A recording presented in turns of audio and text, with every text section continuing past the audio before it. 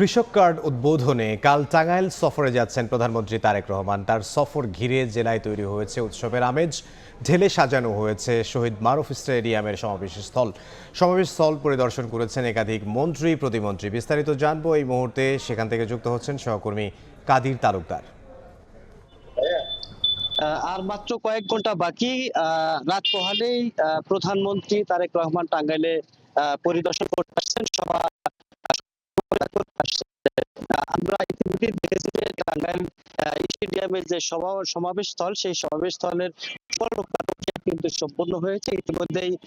যে বিভিন্ন একাধিক মন্ত্রী প্রতিমন্ত্রী সহ টাঙ্গাইলের যারা সংসদ সদস্য আছেন তারা কিন্তু এখানে পরিদর্শন করছেন এবং যে আইন শৃঙ্খলা বাহিনী রয়েছেন সেই আইন শৃঙ্খলা বাহিনী, সকল প্রকার আইন শৃঙ্খলা বাহিনী কিন্তু এই সমাবেশ স্থল পরিদর্শন করছেন।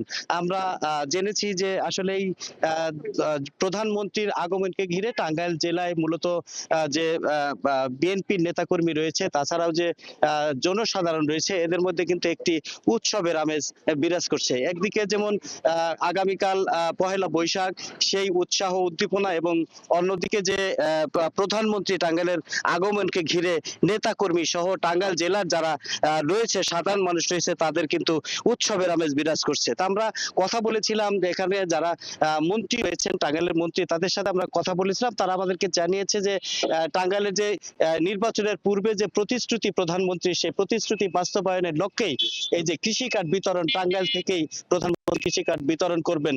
এবং এই যে সমাবেশ, সেই সমাবেশ ঘিরে টাঙ্গাইলের যে আরো বেশ কিছু প্রতিশ্রুতি দিয়েছিলেন টাঙ্গাইলবাসীর জন্য, টাঙ্গাইল উন্নয়নের জন্য, সেই উন্নয়নও কিন্তু তিনি ঘোষণা দিবেন বলে প্রত্যাশা করছেন টাঙ্গাইলের জনসাধারণ। তো এই ছিল আসলে আমার কাছ থেকে টাঙ্গাইলে প্রধানমন্ত্রীর আগমনকে ঘিরে বিস্তারিত খবর। টাঙ্গাইল থেকে সহকর্মী কাদির তালুকদার।